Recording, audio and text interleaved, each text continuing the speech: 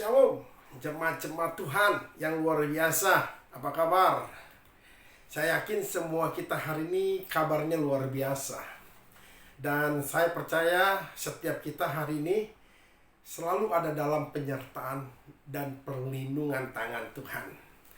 Nah, hari ini saya akan berbicara tentang antusias. Ada seorang dosen atau seorang penceramah yang berkata demikian, yang namanya Ralph Waldo Emerson. Dia berkata begini, tidak ada yang luar biasa dalam hidup ini yang bisa kita raih tanpa antusiasme. Jadi tidak ada sesuatu yang luar biasa dalam hidup ini yang bisa kita raih tanpa antusiasme. Jadi ternyata antusias itu sangat penting ada dalam diri kita. Antusias itu penting dalam kehidupan kita. Sebab tanpa antusias kita nggak akan pernah bisa mencapai apa yang menjadi harapan dan keinginan kita. Tanpa antusias kita tidak bisa memperoleh apa-apa dalam hidup ini. Itu karenanya kita perlu sekali yang namanya antusias. Nah, yang jadi pertanyaan, apa sih antusias? Nah, karena tema hari ini adalah antusias, maka saya ingin menjelaskan antusias menurut Kamus Bahasa Indonesia. Antusias adalah bersemangat atau bergairah. Nah, jadi semangat gairah inilah yang membuat hidup kita bisa memperoleh apa yang kita harapkan dan apa yang kita cita-citakan. Jadi semangat inilah yang membuat kita bisa bertahan dalam hidup ini. Semangat atau gairahlah yang memampukan kita untuk kita bisa menghadapi segala persoalan-persoalan hidup yang terjadi atas kehidupan kita. Jadi bersemangat dan bergairah itu haruslah selalu ada dalam setiap anak-anak Tuhan. Nah, pertanyaan kita hari ini, pertanyaan saya hari ini buat setiap kita, apakah kita ini punya antusias atau tidak? Nah, kalau kita hari-hari ini mulai kehilangan antusias, atau kita mungkin hari ini mulai kehilangan semangat atau gairah dalam hidup, ini waktunya kita bangkit, ini waktunya kita move on, ini waktunya kita mulai bergairah, karena setiap kita itu harus bersemangat dalam hidup ini. Apapun terjadi, apapun situasi yang kita alami hari ini, apapun keadaan kita hari ini, bersemangat dan bergairah adalah satu hal yang penting yang harus kita raih atau ada dalam kehidupan kita. Saya percaya setiap kita pasti punya antusias yang luar biasa. Coba kasih tahu kiri kanan, antusias. Maka itu, yuk kita antusias, kita bersemangat, kita terus bergairah. Sebab Ralph Waldo Emerson tadi katakan, kita gak akan pernah bisa meraih apapun dalam kehidupan ini tanpa ada antusiasme. Jadi semangat atau gairah hidup itulah yang memampukan kita mampu bertahan hari ini. Kita mampu hidup hari ini. Sama seperti saudara, hari ini Bapak Ibu bisa bertahan karena ada satu semangat gairah tanpa kita sadari. Maka itu yang Bapak Ibu dikasih Tuhan, tetaplah kita bergairah. Nah, coba kita lihat apa sih arti antusias menurut terjemahan asli dari kata antusias itu. Antusias itu diambil dalam bahasa Yunani, lalu diterjemahkan ke dalam bahasa Itali, atau saya sebutlah dalam bahasa Yunani itu antusias adalah entheos. Entheos itulah asal akar kata dari enthusiasm dalam bahasa Inggrisnya. Tapi kalau dalam bahasa Indonesianya antusias. Nah, dalam terjemahan asli kata entheos ini dibagi dua kata. Yang pertama, en itu di dalam. Yang kedua itu theos, artinya Allah.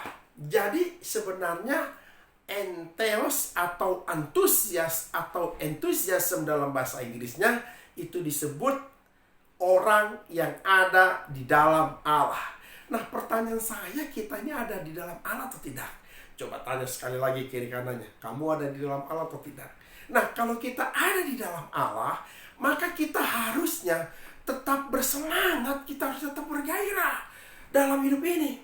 Nah, ada beberapa hal yang ingin saya beritahukan kepada saudara yang dikasihi Tuhan. Yang pertama gini, ada beberapa hal yang mempengaruhi orang bersemangat dalam hidupnya atau bergairah. Saya bergairah atau bersemangat dalam hidup ini karena ada sesuatu yang saya mau capai. Saya bersemangat hidupnya atau bergairah hidupnya kalau saya dapat hadiah. Wah, saya senang dan saya bersemangat. Saya bersemangat bergairah hidupnya kalau saya kaya raya, saya bahagia, saya bersemangat. Saya bersemangat bergairah hidupnya kalau saya itu punya segala-galanya. Saya yakin semua pasti bersemangat dan bergairah hidupnya kalau semuanya serba ada, ya kan? Tapi pertanyaan saya sekarang adalah begini, bagaimana kalau kita tidak punya apa-apa dalam hidup ini? Masih bersemangat ya kita?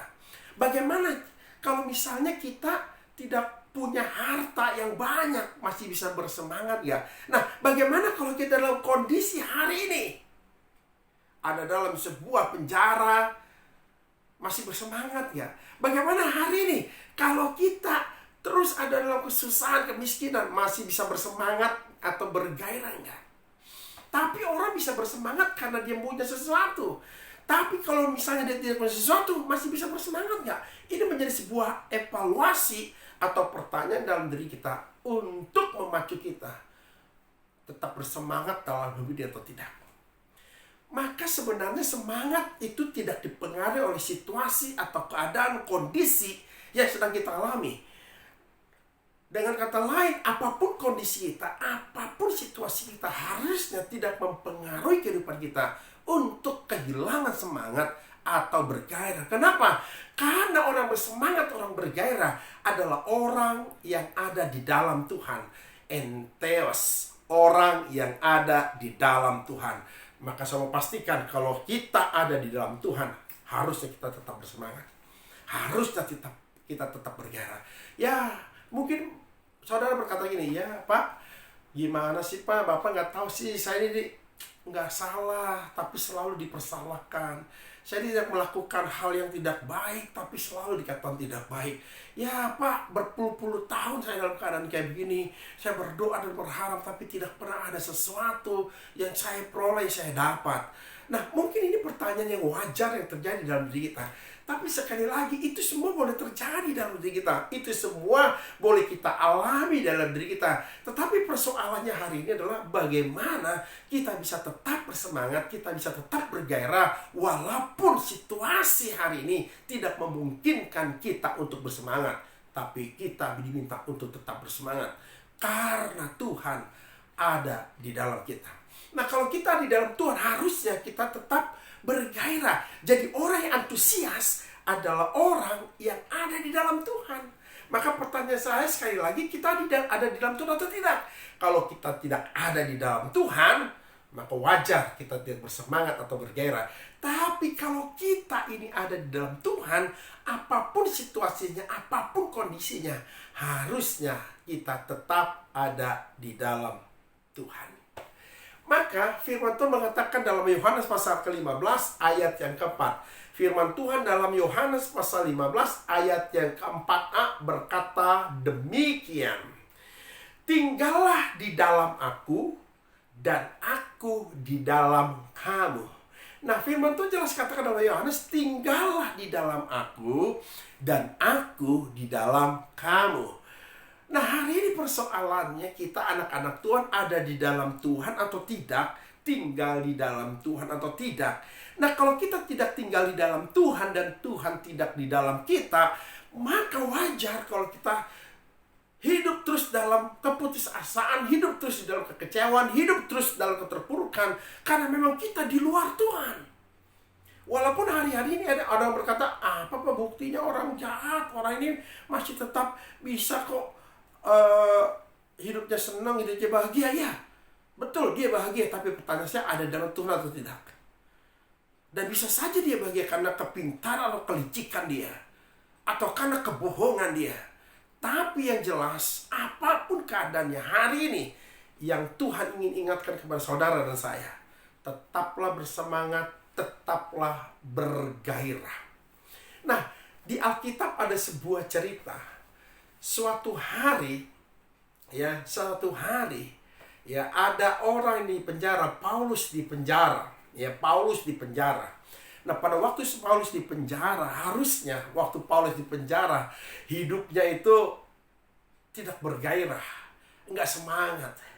Dan ini terjadi dalam hidup saya. Saya nggak pernah punya cita-cita untuk masuk penjara, saudara. Saya nggak pernah punya cita-cita untuk tidur di penjara, nggak pernah punya cita-cita. Tapi Tuhan izinkan saya ada di penjara suatu hari. Nah, ini cerita yang lalu waktu saya masih kuliah pendeta. Waktu saya kuliah pendeta, kenapa saya bisa masuk penjara? Jadi ceritanya begini, saudara. Saya ini melayani Tuhan dari kelas 1 SMP. Saya sudah melayani Tuhan. Dari kelas 1 SMP, saya sudah melayani Tuhan. Dan pada waktu itu saya sungguh-sungguh sama Tuhan. Serius sama Tuhan. Dan saya menjadi kakak rohani buat anak-anak muda pada waktu itu. Nah, suatu hari ada anak muda yang minta tolong sama saya. Minta tolongnya bagaimana? Nah, anak muda ini sudah coba melamar pekerjaan kemana-mana. Dia melamar pekerjaan kemana-mana dan dia tidak dapat pekerjaan di Jakarta. Mungkin udah puluhan dan ratusan lamaran pekerjaan, tapi tidak ada satu perusahaan pun yang memanggil dia untuk kerja. Nah, suatu hari dia kirim lamaran kerja keluar kota ke Batam. Nah, pada waktu dia lamar pekerjaan keluar kota ke Batam, dan ternyata lamarannya diterima. Nah, waktu diterima harusnya dia senang. Betul, dia senang hari itu, tapi setelah senang, mendadak tidak senang. Loh, kenapa? Karena tidak ada ongkos untuk ke Batam. Nah, ini persoalan dia. Dia jadi lemas, nggak bergairah, nggak bersemangat. Nah, tiba-tiba dia ingat saya. Lalu dia kemudian ke gereja, panggil saya. Dia panggil saya dengan sebutan abang. Bang, abang, tolong dong bang. Kenapa, Dek? Iya bang, aku udah lamar kerja kemana aja bang. Mungkin ada puluhan atau ratusan lamaran Jakarta, tapi nggak dapat bang. Nah, puji Tuhan aku kirim lamaran ke Batam. Dan waktu aku kirim misalnya bang, aku diterima. Seneng aku bang. Tapi bang, aku nggak punya ongkos ke sana. Ini masalah aku bang. Abang bisa tolong aku nggak bang? Pinjemin uang, aku buat ongkos ke Batam.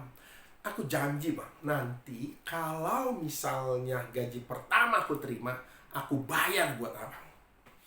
Nah, saya waktu itu masih kuliah, anak kos, nggak punya duit. Ya, mau bagaimana lagi? Tapi karena saya ini sebagai kakak rohani, saya coba berusaha gimana caranya. Lalu kemudian saya hubungi pacar saya. Lalu pacar saya bilang, kebetulan pacar saya punya uang. Saya bilang, yaudah pinjam dulu buat anak muda mau bekerja ke Batam. Kasihan kalau dia tidak bekerja, udah ngelamar di Jakarta dan tidak dapat. Akhirnya dikasih, kita pinjam. Nah, waktu saya kasih, senangnya minta ampun. Bang, senang, semangat bergairah. Dan tiba-tiba dia ngomong gini, bang, gak enak kalau aku minjem tanpa ada jaminan. Lalu kemudian dia pulang, lalu dia bawa TV dan DVD. Dan DVD waktu itu pertama kali keluar, itu mahal sekali. Karena bukan orang-orang tertentu yang punya DVD pada waktu itu. Karena baru keluar mahal. Nah, dia bawa jaminan TV dan DVD beserta dengan surat-suratnya lengkap ke gereja. Dan dia bilang, bang, ini jaminan TV dan DVD dan surat-surat. Nggak usah, saya bilang nggak usah. Tapi tetap maksa dia. Karena dia maksa, ya sudah, saya nggak bisa apa-apa. Dan tahukah, waktu ditaruh gereja, saya taruh gereja, tiba-tiba dia datang siang dan tiba-tiba sore balik lagi ke gereja beserta dengan polisi. Dan ternyata itu barang punya kakaknya. TV, DVD, dan surat-surat itu punya abangnya. yang diambil diam-diam. Nah, waktu diambil diam-diam, kakaknya marah besar. Dan waktu dia marah, di mana TV dia? Dan kemudian diantarinlah ke gereja. Di gereja itu, dan abangnya tidak senang dengan saya, maka dia lapor ke polisi. Dan kemudian waktu dia lapor ke polisi, maka saya dibilang penada. Padahal saya masih kuliah hari itu. Betapa hancur hati saya, betapa sedihnya saya, betapa kecewanya saya. Karena saya nggak punya mimpi untuk masuk penjara.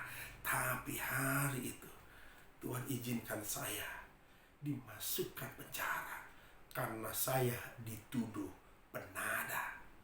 Wow, hati saya hancur, putus asa, kecewa. Tapi pada waktu itu, waktu saya dimasukkan ke penjara polsek pada waktu itu, saya sedih, hancur, menangis, putus asa, kecewa, bahkan mau bunuh diri hari itu.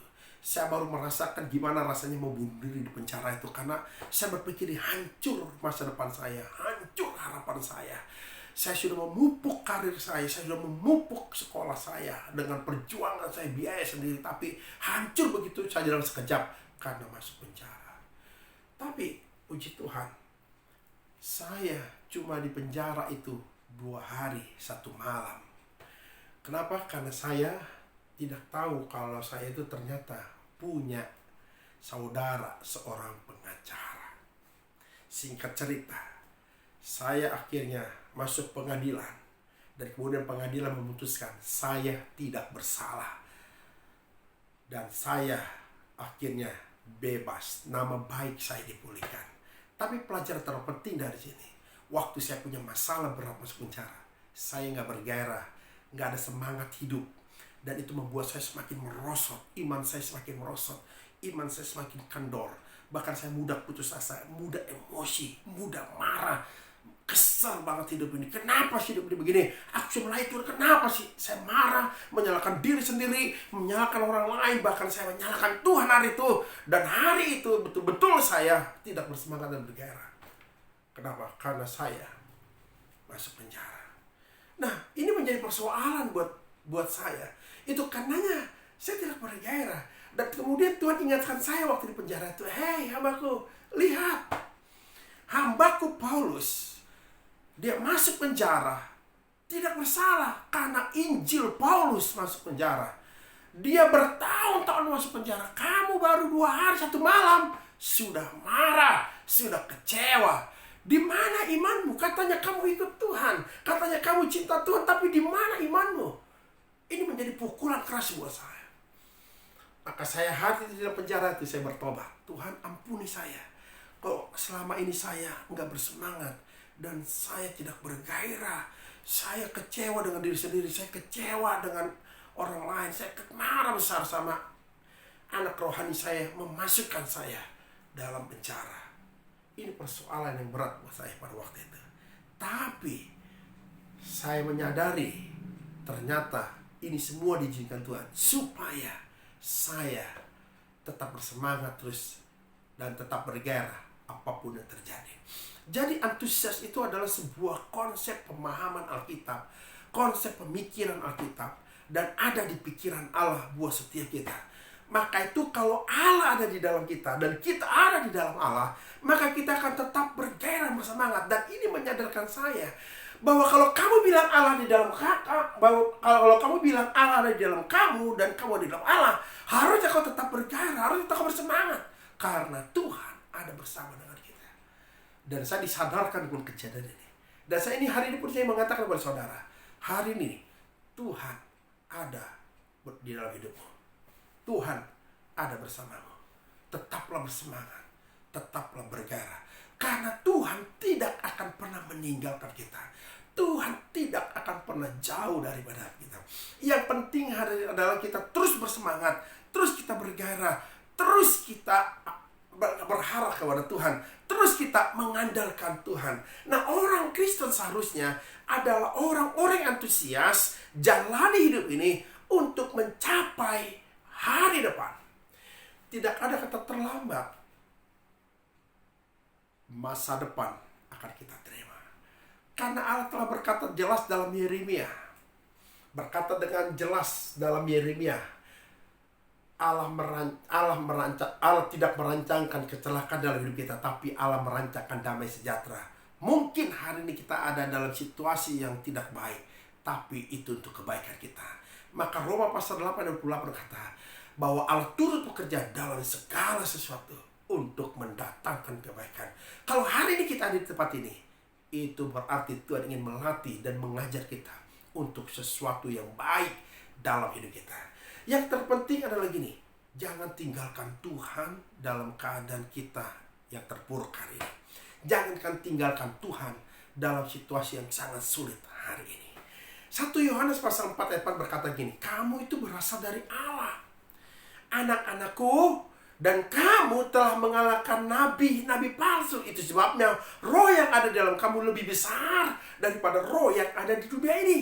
Jadi kita ini adalah anak Allah. Ingat, status kita saudara adalah anak-anak Allah. Jadi kalau kita adalah anak-anak Allah, maka Allah tidak akan pernah membiarkan kita terus ada dalam posisi yang terpuruk. Allah tidak pernah membiarkan kita terus dalam kondisi yang ada di bawah.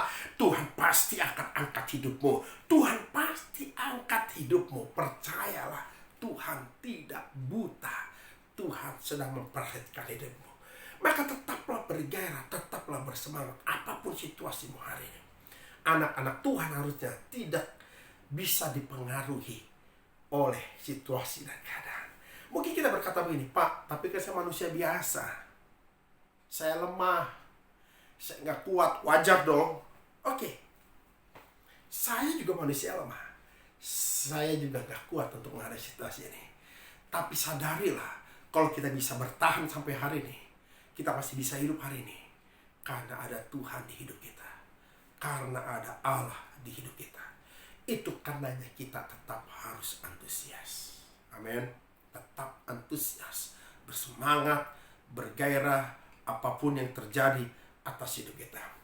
Nah, supaya gairah semangat kita semakin lengkap dalam hidup kita, maka firman Tuhan jelas katakan dalam 1 Korintus pasal 3 ayat 16, 1 Korintus pasal 3 ayat 16 berkata demikian, tidak tahukah kamu bahwa kamu adalah bait Allah dan bahwa roh Allah diam di dalam kamu. Ini harus kita sadari.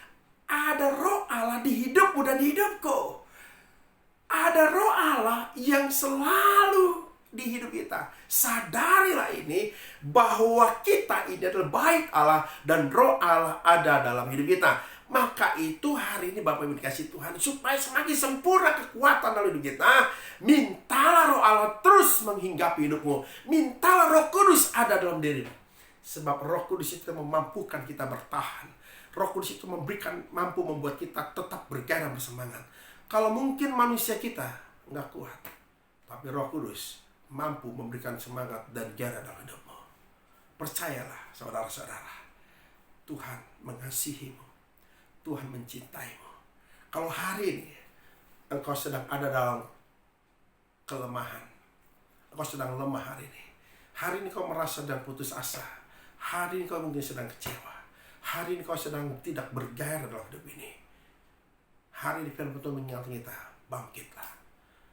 Kalau kamu ada di dalam aku ada di dalam kamu, maka kata firman Tuhan, apa saja yang kita minta, Tuhan akan beri. Dan apa yang Tuhan beri kalau kita minta? Roh Kudusnya akan Tuhan beri menyertaimu, memberikan semangat dan gairah atas hidupmu. Saya berharap firman Tuhan ini bisa memberi kekuatan buat setiap kita untuk memampukan kita bertahan dalam situasi yang hari ini kita hadapi. Tetaplah bersemangat, tetaplah berantusias, tetaplah kita mengandalkan Tuhan. Karena Tuhan tidak akan pernah meninggalkan kita. Amin. Haleluya. Mari kita berdoa. Bapa di dalam surga, kami berdoa hari ini. Tuhan, kami percaya bahwa Tuhan Engkau tidak pernah meninggalkan kami. Kami percaya Tuhan, matamu selalu tertuju kepada kami. Tuhan, tolonglah sertai kami. Tuhan, tolong berikan Roh Kudus-Mu, hibur kami. Roh Kudus, biar Engkau ajar kami dan mampukan kami untuk selalu memberi kekuatan bagi kami. Karena Roh Kudus hari ini, Tuhan, Engkaulah yang menyempurnakan hidup kami. Bapa, ajarku untuk selalu berharap kepadamu. Biar kami menjadi anak Tuhan selalu bersemangat dan bergairah karena Tuhan ada di hidup kami. Terima kasih Bapa. Biar kekuatan Tuhan terus ditaruh atas hidup kami. Dan hari ini kami juga berdoa syafaat Tuhan, berkatilah bangsa kami yang sekarang sedang dilanda COVID-19 pandemi Tuhan. Mari Tuhan, biar kiranya Engkau melepaskan kami dari segala Tuhan Yesus hal yang tidak kami inginkan. Berkati bangsa ini, berkati presiden kami, berkati wakil presiden kami, berkati para menteri-menteri, berkati anggota DPR, berkati semuanya Tuhan, aparat-aparat. Kiranya hikmat Tuhan taruh atas mereka, sehingga apa yang mereka lakukan semuanya sesuai dengan kehendak rencana Tuhan. Berkatilah Tuhan anak-anak-Mu yang hari ini Tuhan sedang beribadah, hari ini sedang menyaksikan tayangan ini. Tuhan tolong, Roh Kudus tolong berikan semangat negara hadap mereka. Berkati anak mereka, berkati istri mereka, berkati rumah tangga mereka, berkati apa saja mereka perbuat ya Tuhan Yesus. Dan biar Roh Kudus terus menghibur kehidupan mereka, Roh Kudus menjaga mereka, Roh Kudus tetap berikan sukacita dalam keadaan mereka hari ini. Hamba berdoa di dalam nama Tuhan Yesus. Terima kasih Bapa, kami percaya penyertaan-Mu akan menyertai kehidupan mereka. Dan hari ini Bapa di dalam sorga, hamba mau berdoa melepaskan berkat ilahi yang daripada Engkau. Mari Bapak Ibu arahkan hati dan imanmu kepada Tuhan, dan kita akan terima berkat yang datang daripada Tuhan Yesus Kristus. Angkat kedua tanganmu di hadapan Tuhan. Diberkatilah kiranya kehidupanmu, diberkatilah kiranya keluargamu, diberkatilah kiranya rumah tanggamu, diberkatilah kiranya pertumbuhan iman dan rohanimu. Tuhan akan selalu menyertai kehidupanmu. Tuhan akan selalu memberikan penghiburan kepadamu. Itu karenanya hari ini, mari saudara-saudara kita terima berkat yang datang dari Bapa Sorga, cinta kasih daripada Tuhan Yesus Kristus, bimbingan penyertaan daripada Roh Kudus menyertai setiap kita mulai hari ini sampai Maranatha Tuhan Yesus datang kedua kali. Kami terima segala berkat yang datang dari Bapa, Anak dan Roh Kudus. Haleluya. Amin. Amin. Bapak Ibu dikasih Tuhan, saudara-saudara dikasih, Tuhan Yesus memberkati. Sampai bertemu lagi di lain waktu. God bless you.